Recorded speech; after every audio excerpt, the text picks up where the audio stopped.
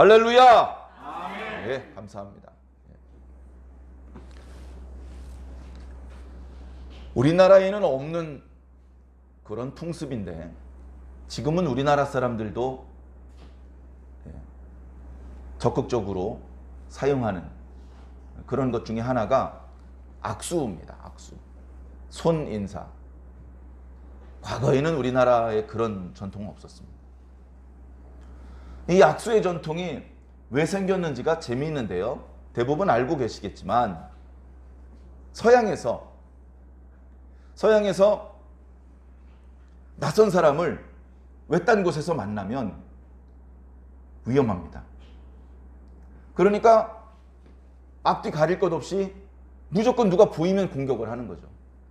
돌멩이를 던지든지 화살을 쏘든지 총이 있으면 총을 쏘든지. 그러면 내가 악한 의도가 없는데 상대방이 막 공격을 해오면 나도 힘들잖아요. 그러니까 나도 맞받아쳐서 공격을 해야 되는데 괜히 잘못한 것도 서로 없는데 이렇게 공격을 주고받다가 상처가 나면 아무 소득도 없고 그러면 안 되니까 상대방이 딱 공격을 하고 이렇게 긴장을 하고 나를 의심의 눈초리로 쳐다볼 때 얼른 손을 보여줍니다. 저 손에 무기 든 거 없어요.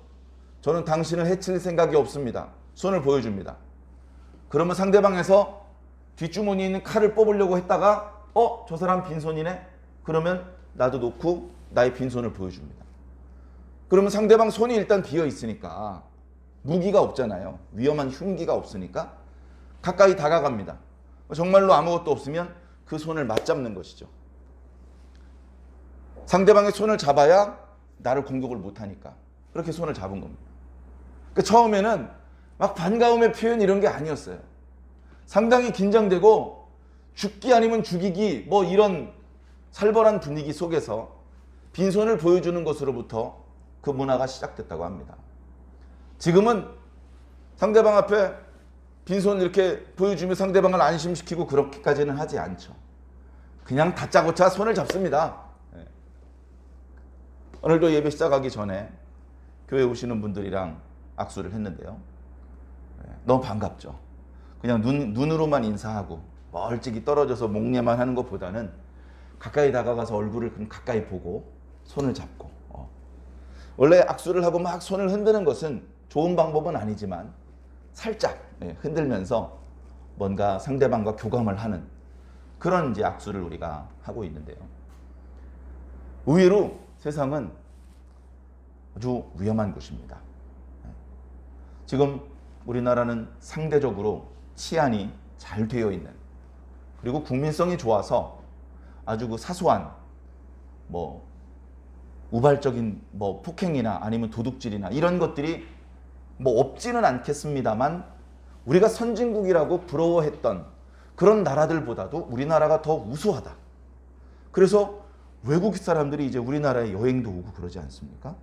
그러면 우리나라에서 너무 좋은 의미로 놀라는 것이 많다고 합니다. 뭐 지하철도 놀랍고 버스 그 승강장 대기하는 것도 너무 놀랍고. 근데 그 중에서 놀라는 게 어느 마트가 조그만한 이제 가게가 있는데 물건을 다 인도에다 꺼내놓고 있는 거예요. 물도 꺼내놓고 과자도 꺼내놓고 휴지도 꺼내놓고. 그리고서는 어떻게 저거 안 훔쳐가나 걱정이 돼서 이렇게 보는데 아무리 기다려도 훔쳐가는 사람은 없고 들어가가지고 저 밖에 있는 생수 6개짜리 이렇게 한 묶음 사겠습니다 하고 계산을 하고 나와서 알아서 들고 가는 거예요. 하나만. 그 모습을 보고 그걸 이제 영상으로 찍습니다. 유튜브에 올리는 거예요. 외국 사람들이 안 믿습니다.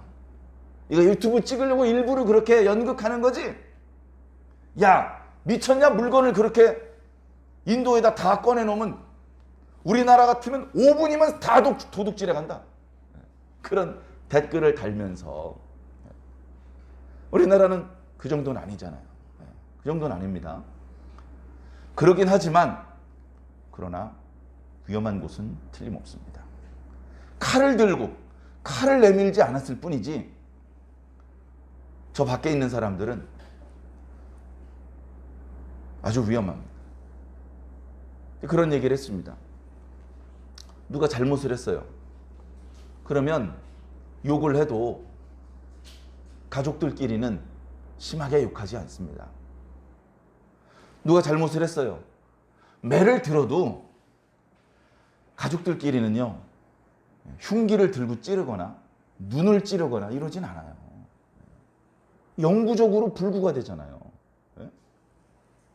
너무너무 믿고 괘씸해도, 그래서 할 수 없이 매를 들어야 되는 상황이 돼도 눈을 찌르진 않는단 말이죠. 밖에서는요, 눈을 찔러야 돼요. 안 찌르면 내가 찔리거든요. 아주 위험한 상황이라는 것이죠. 가능하면 우리가 서로 그렇게 너그럽게 보아주는 그런 가족의 울타리가 교회로, 그리고 우리 사회로 확장되어서 우리가 서로를 가족으로 대할 수 있으면 정말 좋겠다, 그런 생각을 하는데 한계가 있는 것 같습니다. 한계가. 그런데 그 한계를 극복하고 뛰어넘을 수 있는 것이 바로 예수복음이에요. 예수복음. 뭐라고 말씀하십니까? 구약에 600가지가 넘는 계명들을 10가지로 압축하면 뭔지 아시죠? 10계명. 그 10계명의 10가지 계명을 2개로 압축하면 뭔지 아시죠? 하나님을 사랑하라. 그리고 내 이웃을 네 몸과 같이 사랑하라. 네 이웃을 네 몸과 같이 사랑한다는 계명이 순종이 되면 눈 찌를 일은 일단 없습니다. 빈손 보여주지 않으면 총으로 빵 쏴 죽이는 일은 일단 없습니다. 우리 친엄마는 아니지만 한 다리 걸로 두 다리 걸로 아는 사람이 저쪽에서 마트를 하는데 저쪽 카운터에서 잘 안 보이는 자리라고 물, 휴지 이런 걸 막 들고 도망가면 얼마나 속상하고 손해가 나겠어. 그런 생각을 하면 내가 암만 없이 살아도 그렇지 그냥은 안 들고 가죠. 우리가 서로를 진심으로 이웃으로 생각하고 형제로 생각하고 더 나아가 가족으로 생각한다면 그렇게 안 할 겁니다. 근데 지금 그 가족의 범위가 너무나 축소되고 있어요. 너무나 축소되고 있고, 그게 이제 이 혈연적인 가족, 그리고 거기서도 대가족도 아니고 이제 소가족. 저는 우리 아이들이 너무나 이쁘고요, 우리 아버지 어머니가 너무나 사랑스러운데 이제 우리 아들하고 할아버지 사이만 해도 조금 서먹서먹한 거예요. 한 달이 건넜다고 자주 만나지 못한다고 이게 조금 아주 편안하진 않은 거죠. 예를 들면 지금 저는 우리 아이들도 우리 아버지 어머니도 얼른 가서 허깅을 할 수 있어요. 마음에 아무 거리낌이 없어요. 근데 우리 아이한테 빨리 가서 할아버지랑 허깅해 그러면 야단 맞을까 봐, 또는 용돈 받을 욕심에 억지로 가서 허깅을 할지언정 아주 편안한 마음은 아마 아닐 겁니다. 이게 좀 아쉬워요. 그래도 어쩔 수 없는 부분이 있지만 우리가 특히 5월은 가정의 달, 지난주에 어린이 주일이었고 오늘 어버이 주일인데, 그리고 어버이 주일이 지나가더라도 5월 한 달 동안 자주 연락 못했던 분이랑 연락도 하고 만날 수 있으면 더 좋고, 5월 가정의 달이 지나가 6월부터는 절교할 겁니까? 그게 아니죠. 5월 달에 회복된 관계를 계속 잘 이어나가야죠. 그래서 정말로 무슨 교리적인 이야기를 하려고 해서가 아니라 정말로 우리가 가족들이 서로 사랑하고 위하는 모습이야말로 주님께서 바라시는 모습이기 때문에 저에게, 여러분에게 그런 가족들과 사랑하고 위하는 모습들이 건강하게 회복되기를 바랍니다. 복을 받고 싶은 욕심 때문에 그런 게 아니고요. 오늘 성시 교독 말씀에도 있었고 여기 현수막 맨 위에 줄에도 있지만 저 신명기 5장 말씀 지지난 수요일 날 저녁에 본문으로 말씀을 드리기로 했었는데, 저 10계명 중에 5번째 계명, 내 부모를 공경하라. 다른 계명은 그냥 명령만 내리면 살인하지 말라, 간음하지 말라, 이렇게 명령만 하고 끝났는데 저 5계명은 그리하면이라고 그 뒤에 뭐가 나와 있어요. 이 계명을 순종했을 경우에 따라오는 축복에 대한 말씀이 있다고요. 그래서 오늘 묵도 말씀에도 이 계명은 약속이 있는 첫 계명이다. 지킬 경우에 이런 결과가 따라올 것이라고 약속이 그 계명에 첨부가 되어 있는 그런 첫 번째 계명이다. 그런 표현도 있는데요. 그 뒤에 첨부되어 있는 저 복이 탐나서 지키는 것이 아니고 우리 마음속 깊은 곳으로부터 진심으로 그렇게 해야 된다는 것이죠. 그걸 할 수 없으면 참 어려운 인생을 살아야 됩니다. 본의 아니게 태어났는데 부모님이 없이 그렇게 살아야 되는 경우도 있죠. 뭐 사고로 돌아가셨거나 아니면 뭐 고아원 같은 데서 유년기를 보냈거나 그러면 경제적으로도 어렵고 뭐 다른 것도 불쌍하지만 뭔가 부모의 품이 없다는 것이 뭐 말로 이렇게 위로할 수 없는 그런 큰 구멍이고 상처고 쉽게 위로해 줄 수 없는 아픔인 것일 것. 그런 부분에 대해서도 이웃들이 그 부분을 후벼 파서 괴롭게 하는 것이 아니라 따뜻하게 보듬어 안아줘야 되는데 우리는 대부분 제가 보니까 여기 계신 분들은 양친이 다 계시고 또 가족을 이루어서 화목하게 잘 지내는 분들인데 하나님께 감사하시기를 부탁을 드립니다. 제가 어디 가서 어느 목사님 말씀을 들었는데 첫 마디에 눈물이 확 났어요. 첫 마디에. 그 목사님은 여자 목사님이었는데 목소리도 가늘어요. 가늘어. 막 이렇게 막 웅변하는 그런 스타일의 목사님이 아닙니다.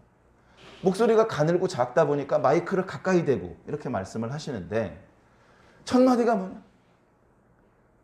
예수님께서는 여러분의 인격과 상관없이 여러분을 사랑하십니다.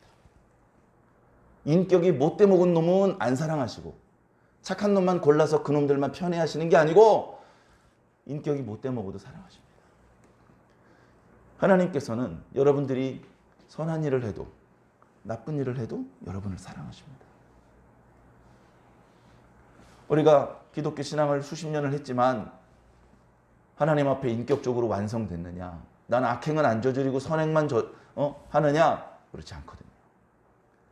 늘 우리에게 은혜를 베풀어 주신 만큼 보답도 못 해드리고 멋진 모습도 못 보여드리고 그래서 늘 뭔가 좀 부끄러운 마음이 있는데 목사님께서 그런 말씀을 해주시자 나도 모르게 눈물이 핑 돌았어요.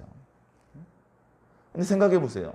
여러분 집에 어머니 아버지가 여러분들의 인격과 상관없이 여러분을 사랑하시는 분입니다. 여러분들이 잘했을 때만 밥을 주시고 잘못하면 밥을 안 주시느냐? 아니요. 의인과 함께 악인을 위해서도 비를 내려주시는 하나님이 마음이 아마 그런 마음인 것 같습니다. 그렇기 때문에 우리들은 이렇게 따지죠. 저놈이 나한테 잘해주면 나도 잘해주고 뭐 대부분 그렇게 하지 않습니까? 저놈은 나한테 잘 못해주는데 나는 저놈한테 잘해주면 그럼 손해가 나잖아요. 이제 그러면 안 된다는 생각을 모든 사람들이 상식적으로 가지고 있습니다.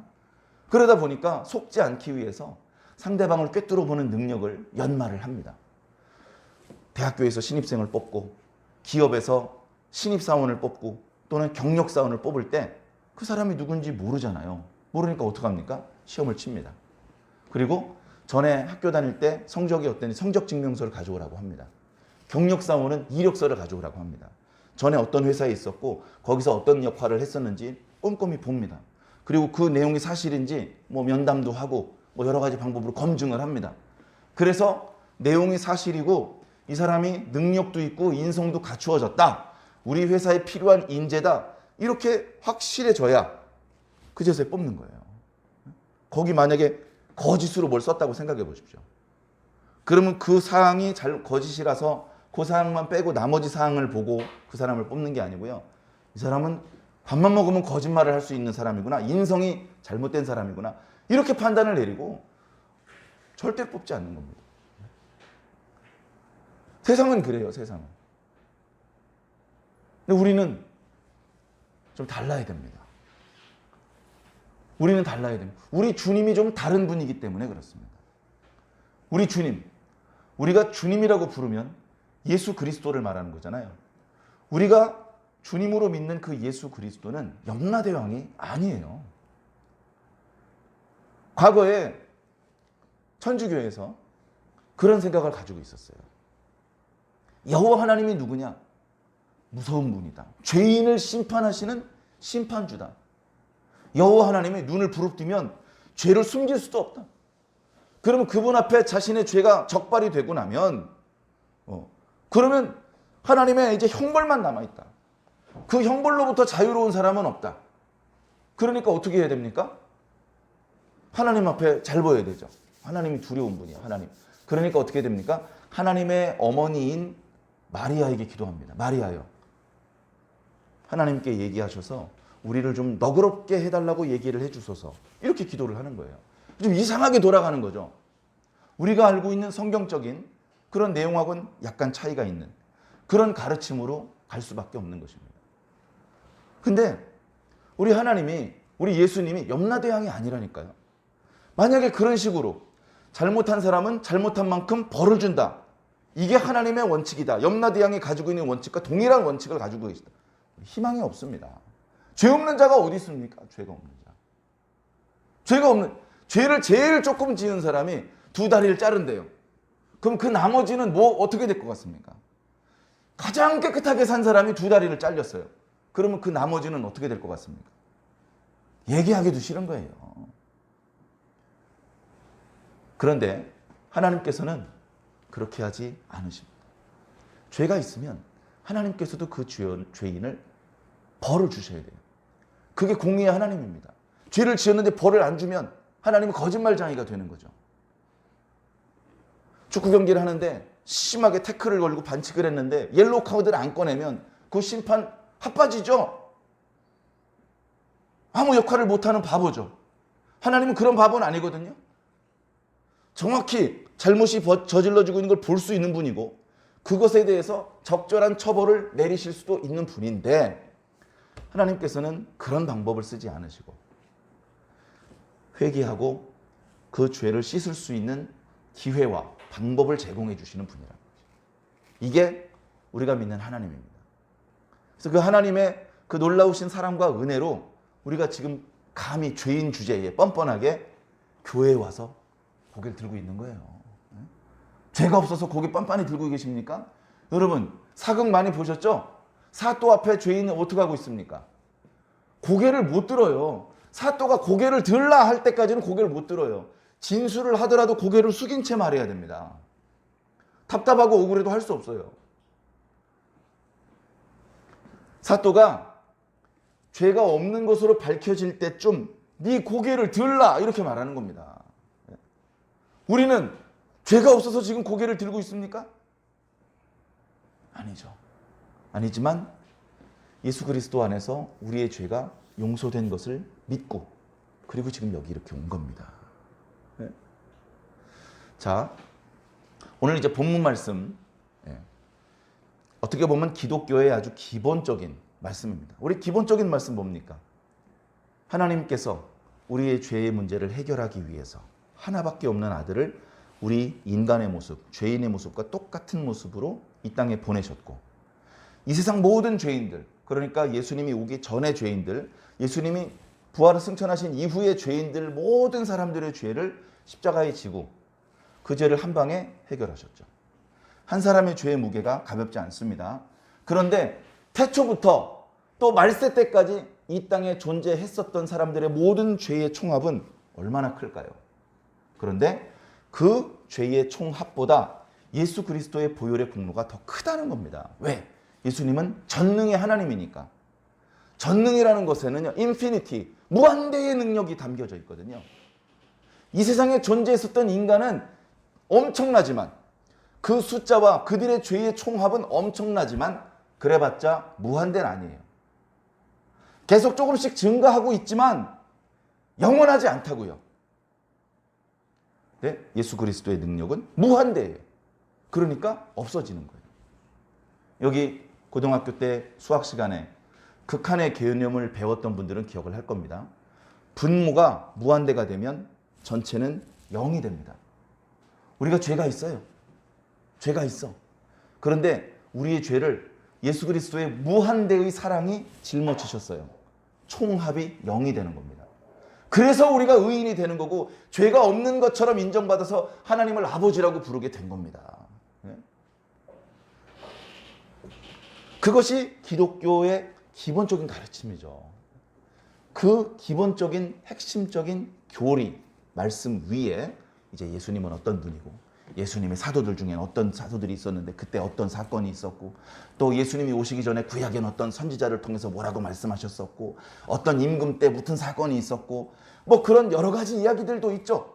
그 이야기들을 통해서도 교훈을 받을 수 있고 그 이야기들을 통해서도 아, 하나님의 뜻은 이런 거구나 하면서 조금씩 하나님의 뜻을 이렇게 전체적으로 이렇게 느낄 수 있게 되죠.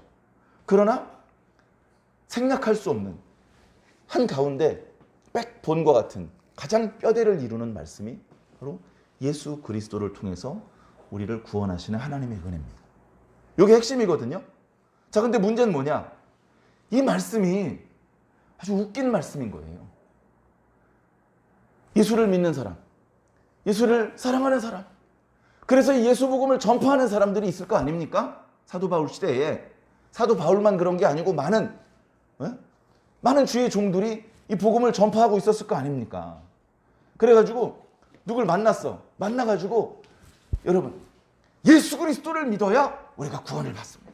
아, 그런 게 있습니까? 예수 그리스도가 누굽니까? 아, 예수 그리스도는 원래 유대인인데 얼마 전에 예루살렘에서 십자가에 못 박혀 죽으신 분입니다.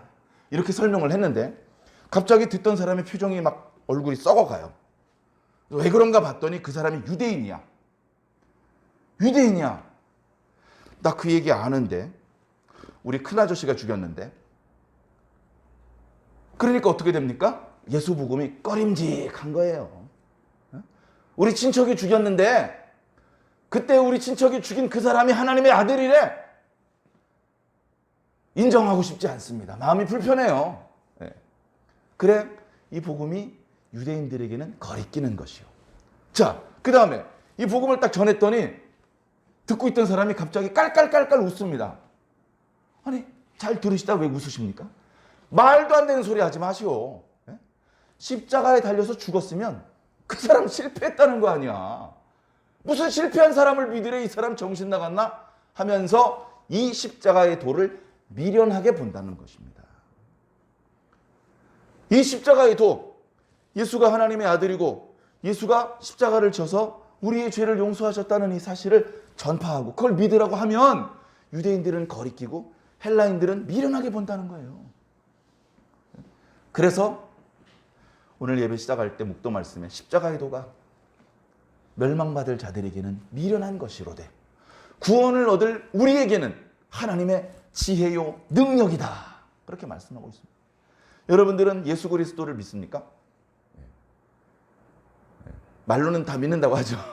자, 이제 그 믿음이 말이 아니라 진짜 믿음으로 이제 좀씩 업그레이드 돼야죠. 날마다 계속 성장해야죠. 씨를 심었는데 물 줬는데 그냥 썩어 물러버리면 소용없잖아요. 싹 나고 또 꽃도 피고 또 다른 열매도 맺고 그 의미가 있는 것인데 예수 그리스도를 진짜로 믿어야 되는 것이죠. 진짜로 믿어야 되는데, 자, 이 말씀을 왜 나왔느냐? 지금 사도 바울이 고린도 지역에 있는 성도들에게 지금 편지를 쓴 거예요. 편지를 두 통을 썼나 보죠? 먼저 쓴 게 전서, 나중에 쓴 게 후서. 그래서 제가 학교에서 배울 때는요, 아마 사도 바울이 고린도 교회 성도들을 많이 사랑했기 때문에 편지를 더 많이 썼을 거랍니다. 그리고 거의 학자들이 공통적으로 하는 이야기가 편지를 최소 4번 썼답니다. 만약에 사도 바울이 쓴 편지가 4통이라면 고린도전서는 2번째 편지고 고린도 후서는 4번째 편지라는 겁니다. 왜냐하면 본문 중에 앞서 보낸 글에 뭐 이런 표현이 있어요. 그 말은 뭡니까? 고린도전서 앞에 뭔가 또 보낸 게 있었던 것이죠. 근데 그것은 이렇게 고린도전서 말씀처럼 기록이 남아있지 않아요. 없어져 버린 것이죠. 아, 이 바보 같은 사람들 사도의 글을 그렇게 소중하게 여기고 잘 보존해야지. 근데 그건 인간의 힘으로 하는 것이 아닙니다. 하나님께서 이 편지는 그냥 사라져 없어지는 것이 좋을 것 같다 싶으면 없어지는 것이고요. 보존시켜서 2000년 후에 예수 믿는 사람도 읽는 게 좋을 것 같다 싶으시면 보존시켜 주시는 것입니다. 하나님의 주권이죠. 자, 어찌되었건 그렇게 편지를 쓰게 됐는데 너무 그리워서 위문 편지 쓰고 연애 편지 쓴 것이 아니고 소문을 듣자 하니 고린도, 지금 예배소 교회에 있는데 고린도에 대한 소식이 계속 들려오는 것이죠. 1장에 나오죠. 그런 내용이. 들어보니까 야, 니네 교회 분쟁이 있다면서. 내가 전에 가서 복음을 전했었고 한 명 한 명 예수 믿게 만들어가지고 이렇게 교회를 만들어가지고 이렇게 그리고서 또 다른 지역에 복음을 전하러 떠났으면 그 지역에 내가 없지만 계속해서 기도하면서 전도하면서 교회가 성장하고 믿음이 뜨거워지고 그런 소식을 들어야 기분이 좋잖아요. 내가 없을 때 더 잘한데 기분이 좋습니다. 아이고 하나님께서 복 주셨구나. 예수님께서 좋아하시겠네. 아이고 하나님 저 교회 더 부흥되게 해주세요. 이런 마음일 거 아닙니까? 근데 들리는 소문이 그렇게 고린도 교회가 건강하게 성장한다는 소식이 아니고 주어 터지고 쌈박질한다는 소리가 들린 거예요. 그 사도의 마음이 어떻겠어요? 그 실망감, 그 분노, 그 슬픔, 그리고 그걸 모른 채 할 수가 없는 것이죠. 그래서 편지를 쓴 겁니다. 그래 고린도 전서에는 고린도 교회가 안고 있었던 여러 가지 문제에 대해서 사도 바울이 그 문제는 이렇게 하십시오. 그건 그게 아닙니다. 뭐 이런 해명과 권고의 내용들이 꽉 차 있습니다. 그렇기 때문에 이 말씀은 오늘 우리들에게도 필요한 말씀이죠. 자, 여러 가지 문제가 있어요. 여러 가지 문제. 뭐 우상의 재물을 먹는 문제, 간음하는 문제, 부활에 대해서 착각하고 오해하는 문제, 뭐 여러 가지 문제들이 있습니다. 그게 뒷부분에 나와요. 근데 제일 첫 번째 사도 바울이 가장 어쩌면 심각하게 생각했던 것이 교회 분쟁이 있다는 거예요. 분쟁이란 단어는 상당히 신사적으로 번역을 한 겁니다. 좀 더 리얼하게 번역을 하자면 싸움이 있던 겁니다. 정말로 이렇게 멱살잡이를 했는지까지는 모르겠지만 교인들 간에 엄청난 싸움이 벌어졌어요. 그래 1장 말씀을 보면 교인들끼리 파가 나누어졌어. 파가. 그러면서 어떤 파가 있냐면 나는 바울에게 속하였다. 나는 아볼로에게 속하였다. 나는 게바에게 속하였다. 나는 그리스도에게 속하였다. 큰 파만 4파가 쪼개졌어요. 4파가 쪼개졌어요. 야, 우리 교회 누가 세웠어? 바울 선생님이잖아. 바울 선생님의 가르침을 따라야 돼. 야, 지금 담임 목사님 누구니? 아볼로 선생님 아니니? 아볼로 선생님의 말을 따라야 돼. 잘 모르나 본데 예수님 수제자는 베드로거든? 난 베드로파요. 아이고 까불고 있네. 난 예수파요. 얼핏 들으면 예수파가 제일 멋있어 보이는데 그들이 말하는 그리스도파 예수파는 바울이 생각하는 것과 다르죠. 바울이 그 얘기를 듣고 통탄을 누르십니다. 그런데 막 야단치고 욕하고 정죄하면 또 싫어하잖아요. 그렇게 막 야단쳐도 감당할 만한 사람에게는 어쩌면 야단을 쳤을 겁니다. 근데 고린도 교회 성도들의 상황을 이렇게 들어보니까 영적으로 어린 애기야. 영적으로 애기야, 애기. 애기한테 막 소리 지르고 매 들면 안 되잖아요. 애기가 느낄 수 있고 감당할 수 있는 그런 방법을 써야 되니까 사도의 마음을 꼭 억누르고 자상한 말로 형제들이여 하면서 고린도 교회 성도들을 다 이릅니다. 다 이르는데 뭐라 그럽니까? 바울이 여러분들의 죄를 속하기 위해서 십자가를 진 겁니까? 여러분들이 바울의 이름으로 세례를 받았습니까? 말도 안 되잖아요. 바울이 뭘 할 수 있어요? 뒤에는 이런 표현도 나옵니다. 나는 심었고 아볼로는 물을 주었지만 자라나게 하시는 분은 하나님이다. 잘 못 알아듣는 것 같으니까 한마디 덧붙입니다. 나도 아볼로도 아무것도 아니지만 오직 자라나게 하시는 분은 하나님이다. 뭐가 핵심인지를 모르는 거예요. 너희들이 하나님의 부름받은 성도가 된 것, 너희들이 교회의 일원이 된 것은 너희들이 아볼로에게 속했고 바울에게 속했기 때문이 아니라 예수 그리스도께서 뭔가 우리를 위해 해 주셨기 때문이라는 겁니다. 그 핵심을 놓치고 있는 것이죠. 그걸 놓치면서 온갖 종류의 문제들이 떼거지로 따라오는 것입니다. 너무나 중요하니까 간단하게 한번 요약 정리를 해보겠습니다. 교회가 무엇이냐? 교회. 교회는 건물이 아닙니다. 이런 말씀 많이 들었죠. 그럼 건물이 아니면 뭐냐 이거죠. 그 부분에 대해서 정립이 필요합니다. 오늘 이후로는 흔들리지 않으시기를 부탁드립니다. 저기 보면 하나님의 교회라는 2단도 있어요. 2단이 교회 이름은 최고로 좋아. 교회 이름 중에 하나님의 교회만한 이름이 있습니까? 그죠? 성경에도 하나님의 교회란 표현이 여러 번 나와요. 근데 그게 저놈들은 아닌 거죠. 신천지도 그 말의 뜻은 새하늘과 새 땅이란 뜻이에요. 성경의 새하늘과 새 땅으로 하나님의 나라를 묘사하고 있잖아요. 좋은 거 자기들이 갖다 썼는데 그 사람들은 안타깝게도 새하늘과 새 땅의 영광을 못 보는 사람들인 것이죠. 자, 교회가 뭐냐? 교회. 교회는 기본적으로 건물이 아니고 사람인데 교회는 사람이에요. 사람. 사람인데 한 사람 한 사람도 교회고 그리고 이렇게 예수 그리스도를 구주로 영접한 우리 사람들, 우리 신앙인들이 모여 있는 공동체도 교회예요. 공동체. 그래서 교회 공동체라는 이름을 씁니다. 하도 혼동을 하니까. 여러분, 교회에 모이세요. 무슨 교회요? 완주 중앙교회요? 저 무슨 상가 2층? 거기가 교회가 아니고요. 예수 믿는 사람들의 모임이 공동체입니다. 그래서 교회를 뜻하는 헬라어가 에클레시아라는데, 에클레시아, 불러서 끌어낸 사람이라는 거예요. 누가 부르셨는지가 중요해요. 마귀가 불러서 모인 사람들은 거긴 교회가 아니에요. 하나님께서 부르신, 하나님께 부름을 받은 사람들이라는 것이죠. 그래서 고린도전서 1장 1절에 나 바울도 하나님께 부름받은 사도다. 그리고 너희들도 하나님께 부름받은 성도다. 이렇게 얘기를 하고 있는 것입니다.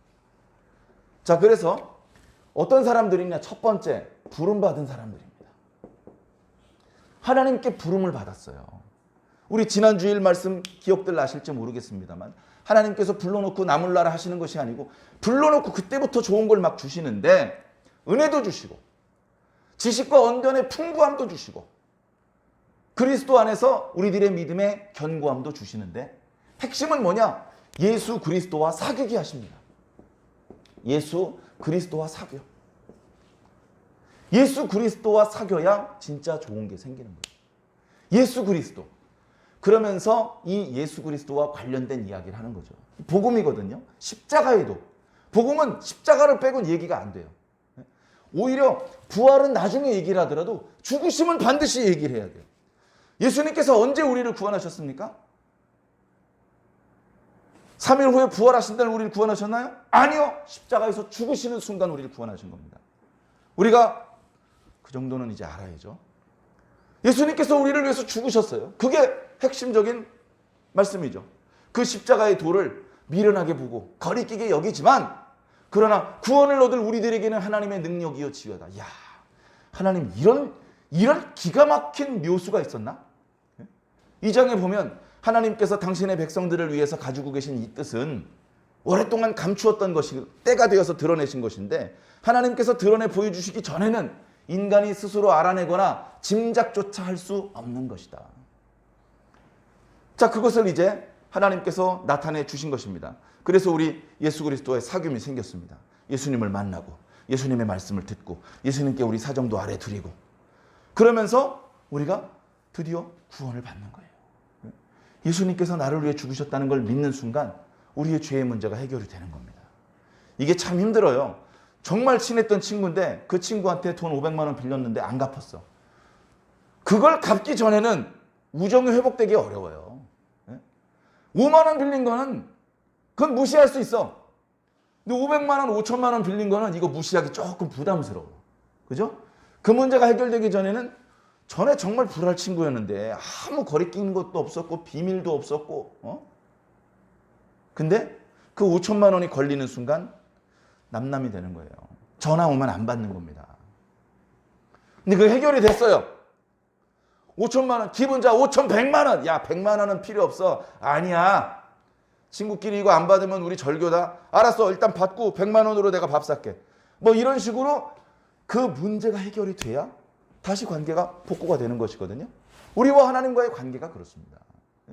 우리 에덴 동산에서 있었던 일 잘 알잖아요. 하나님하고 아담 사이에 뭐 거리끼는 게 있었습니까? 옷을 안 입었어도 부끄러울 게 없었죠. 근데 죄를 지으니까 어떻게 됐습니까? 어디 숨을 데를 찾아야 되는 거예요. 숨을 데를. 음성이 들리니까 반대쪽으로 뛰는 겁니다. 죄가 중간에 가로막히니까 이게 관계가 완전히 망가지는 거예요. 아까 말씀드렸던 것처럼 교회에 왔더라도 고개를 들 수 없는 상황이 전개되는 겁니다. 그런데 예수 그리스도께 죽으시는 순간 이제 고개를 들어도 되는 거예요. 죄의 문제가 해결이 된 거야. 기억나실지 모르겠습니다만 제가 어렸을 때 야구 좀 했어요. 유리창 좀 깼습니다. 유리창 깨니까 어떻게 돼요? 죄인이 됩니다. 그래서 유리창 깨진 집주인이 뛰어나와서 제 덜미를 잡혔어요. 덜미를 잡혔어요. 언제 풀릴까요? 사과하고 배상해주고 변상해주고 수리해주고 그 전에는 이거 안 놔줍니다. 그죠? 근데 제가 돈이 어디 있어요? 돈이 어디 있어요 제가? 결국은 저희 아버지가 와서 해결해 주시고 그때 여기서 놓여졌어요. 맞죠? 뭐든지 그렇게 되는 겁니다. 예수 그리스도께서 십자가에 달리시는 날 우리를 움켜쥐고 있던 죄가 이걸 놓을 수밖에 없는 거예요. 놓여지고 자유롭게 이제 다닐 수가 있는 거죠. 자유롭게. 그리고 그 죄 때문에 깨졌던 하나님과의 관계가 회복돼서 다시 아버지 이렇게 부를 수가 있게 된 거예요. 그 예수님께서 너무나 큰 일을 하셨고 예수님께서 하신 그 좋은 일이 우리하고 직접 연관이 되는 거예요. 바로 그것을 가르치는 것이 그리스도의 도, 십자가의 도인데 예수님과의 사귐을 빼고서는 우리 신앙을 얘기할 수 없죠. 그런데 세 번째, 우리가 지금 이제 1장 뒷부분부터 오늘 말씀 앞부분까지를 이제 요약해 보는 거예요. 결국 그 내용이 교회에 대한 설명이고 교회가 뭔지를 알아야 분쟁하지 않는 거예요. 니들이 교회가 뭔지도 모르고 십자가의 도도 모르고서 막 누구 편이니 그러고 있는데 멍청한 짓이다. 이거 다시 깨닫고 정신 차리고 다시는 그런 분쟁을 일으키지 말아라. 그 말씀하시는 거거든요. 자, 우리가 구원받는데 하나님께서 우리를 부르시고 예수 그리스도께서 우리의 죄를 대속하신 것만큼이나 중요한 역할을 하신 분이 바로 성령님입니다. 성령님께서 오늘 말씀에 보면 오늘 말씀이 아니라 고린도전서 말씀을 보면 성령이라는 표현을 상당히 아껴요. 안 쓰다가 성령이라는 표현이 쫙 나타나는데 그 성령을 가리켜서 하나님의 영, 그리고 다시 표현해서 하나님께로부터 온 영이라고 표현해요. 하나님께로부터 온 영을 우리가 받은 거예요. 그 영을 받지 않으면 예수 그리스도를 믿을 수가 없는 거죠. 뭘로 비유를 할까요? 자, 우리가 불을 다 꺼도 2층이기 때문에 제법 환하지만 여기가 마디 지하 3층 예배당이라고 칩시다. 정전이 됐어요. 어두워지겠죠?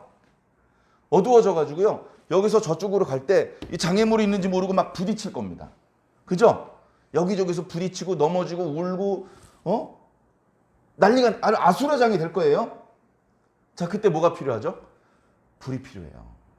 요즘은 촛불을 막 찾으러 다니진 않죠. 옛날에는 정전이 자주 될 때는요. 집집마다 양초가 있었어요. 근데 지금은 어떻게 핸드폰 후레쉬 기능으로 그걸로 켜가지고 이렇게 주변을 분간하고 문제를 해결할 겁니다. 그것과 마찬가지예요. 성령이라고 하는 후레쉬를 주지 않으시면 예수 그리스도를 볼 수가 없는 거예요. 근데 성령을 받은 사람은 그걸로 예수님을 보는 거예요. 아, 예수님이시군요. 알아보는 겁니다. 딱 보고 이거 컵이구나. 딱 보고 이거 공기정화기네. 딱 보고 이 마이크네. 불로 갖다 비춰줘야 그게 뭔지 실체를 우리가 인식할 수 있는 겁니다. 그걸 어려운 표현으로 조명한다고 하는데요. 성령의 조명이 없으면 성경을 읽어도 까막눈이에요. 아무리 읽어도 성령의 도움이 전혀 없다? 그러면 신앙은 생기지 않습니다. 뭐 인문학적인 지식은 좀 쌓일지 몰라도 예수 그리스도를 믿을 수도 없고요. 십자가 앞에 무릎을 꿇을 수도 눈물을 흘릴 수도 없습니다.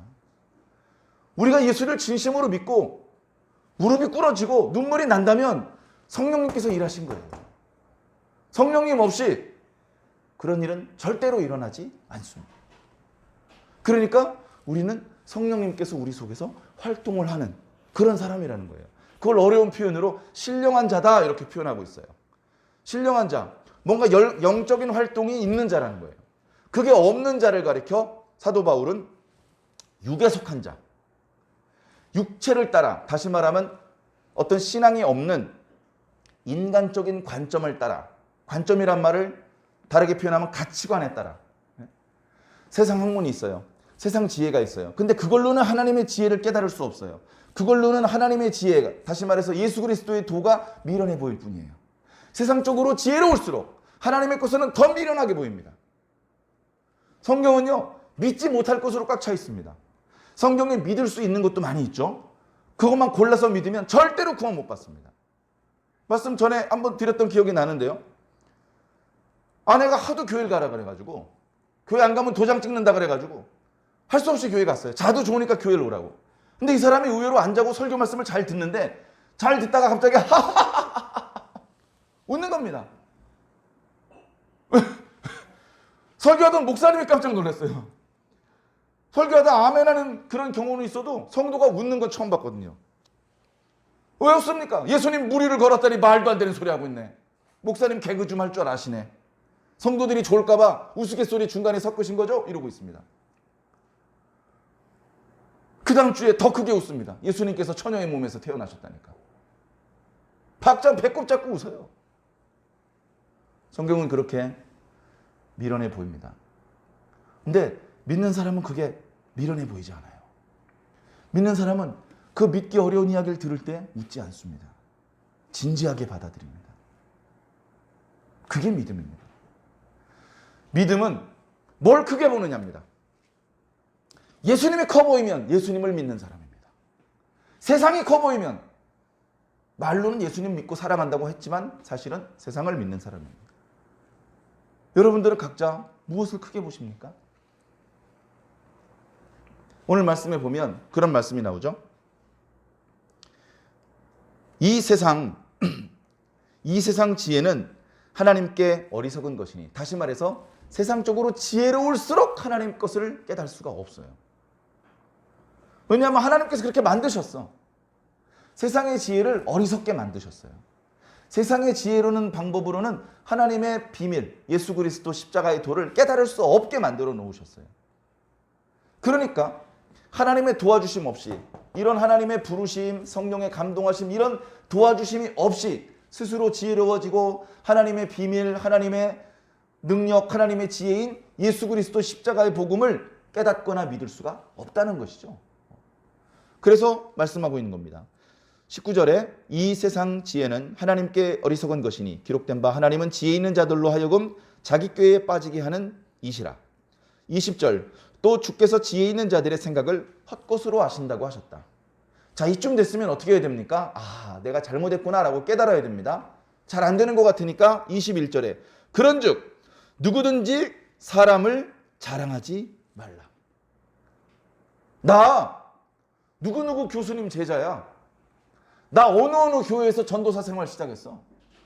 이거 뭡니까? 사람을 자랑하는 거예요. 세상을 자랑하는 거라. 교회의 핵심이 뭔지 모르는 거죠. 뭐가 교회인지도 모르는 겁니다. 나 어느 신학대학교 나왔어. 내 성적이 어떠했어. 나 목회학 석사뿐 아니고 신학 석사도 했고 나 너보다 학위가 하나 더 많아. 이거 얘기하는 사람 뭡니까? 육체를 자랑하는 거예요. 우리는 그 학위로 구원받은 게 아닙니다. 예수 그리스도의 십자가 은혜로 구원받은 겁니다. 그러면 예수 그리스도 십자가 은혜를 자랑해야죠. 그 얘기는 안 하고 내가 어디 출신이고 내가 누구한테 배웠고 내가 어디서 무슨 일을 했고 내가 무슨 책을 썼고, 세상적으로 지혜로울수록 하나님의 지혜는 깨달을 수가 없다. 그 결과적으로 어떻게 됩니까? 스스로 속이는 자가 되는 거예요. 18절에 아무도 자신을 속이지 말라. 이 세상에서 지혜 있는 줄로 생각한다면 오히려 어리석은 자가 되라. 그래야 하나님의 지혜를 깨달을 수 있을 것이다. 그것이 사도 바울을 통해서 주신 말씀입니다. 그 앞에 있는 16절과 17절의 말씀. 우리 성령 받은 주의 종들이잖아요. 우리 한 사람 한 사람이 예수 그리스도는 터 위에 하나님의 성령을 모신 성전으로 건축되어 가는데 그 성전을 불로 연단해 보십니다. 불타 없어져 버리면 그 공력을 인정받을 수 없어요. 불로 연단을 하시든 바람으로 연단을 하시든 물로 연단을 하시든 그 연단의 과정을 지나고도 서 있어야 됩니다. 엉뚱한 걸 붙잡고 있으면요, 어떻게 되겠습니까? 엉뚱한 걸 붙잡고 있으면 떠내려가는 거예요. 다 물에 빠졌어요. 뭔가 자기를 붙잡아 줄 수 있는 밧줄을 잡아야 돼. 그래서 전부 다 하나씩 잡았는데 물이 한번 쫙 휩쓸고 내려가니까 정말 든든한 기둥에 묶여져 있는 밧줄을 잡고 있는 사람만 안 떠내려가고 남아있는 거죠. 그 나머지 사람들 떠내려가는 겁니다. 그러면 안 떠내려간 사람은 뭘 붙잡고 있었느냐? 예수 그리스도를 붙잡고 있었던 거예요. 예수 그리스도를. 떠내려간 사람은 자기가 쓴 책, 자기가 받은 학위, 자기를 가르쳤던 교수님, 자기가 소속했던 교단, 이런 거 자랑하고 있던 사람들이죠. 교회는 그게 아니다. 교회는 이런 거다. 이게 교회인데 여기 들어와서 나는 아볼로파다, 나는 게바파다 이런 얘기하는 사람은 성전을 더럽히는 자다. 성전을 더럽히는 죄를 용서받기 어렵다. 그래서 이 말씀을 통해서 오늘 우리들에게는 어떤 실수가 있을 수 있나? 오늘 우리들에게는 어떤 세상의 지혜가 나도 모르게 교회 안에 파고 들어와서 교회 안에서 오직 십자가만을 자랑해야 되는데 엉뚱한 것을 자랑하지 않나? 성도들 간에도요. 이거 샤넬백이야. 샤넬백으로 뭐 이렇게 세례 받았어? 사넬이라는 이름으로 세례를 받았나? 핵심을 알아야 되는 거야. 핵심을. 은연중에 자랑하면 안 되는 것을 자랑하고 있고 은연중에 세상의 지혜를 교회로 끌고 들어오는 경우가 있을 수 있습니다. 지혜롭게 해야죠. 지혜롭게. 그것이 문제가 되지 않게 잘 지혜롭게 처리를 해나가야 됩니다. 교회는 순수성을 잃으면 안 돼요. 순수성을. 교회는 교회다워야 됩니다. 처음부터 교회는 하나님께서 부르셨기 때문에 교회입니다. 그럼 계속 그 이후에도 하나님의 부름을 따라 움직여야 됩니다. 예수 그리스도와 사귀어야 됩니다. 다른 것과 사귀면서 교회라고 우기면 안 됩니다. 오늘 저와 여러분 그리고 우리가 모인 이 신앙 공동체가 하나님께서 보실 때 우리끼리 막 박수 쳐주고 인정해 주는 거 말고 하나님께서 보실 때 참된 교회라고 인정받을 수 있는 그런 교회 그리고 그런 성도가 되어야 될 줄로 믿습니다. 세상은 악합니다. 그 악한 세상 속에서도 영적인 순결을 잃지 마시고 세상이 썩어가도 소금 역할, 세상이 어두워져 가도 빛의 역할을 감당할 수 있는 그런 우리 교회, 그런 저와 여러분들이 꼭 되기를 주님 이름으로 간절히 축원합니다.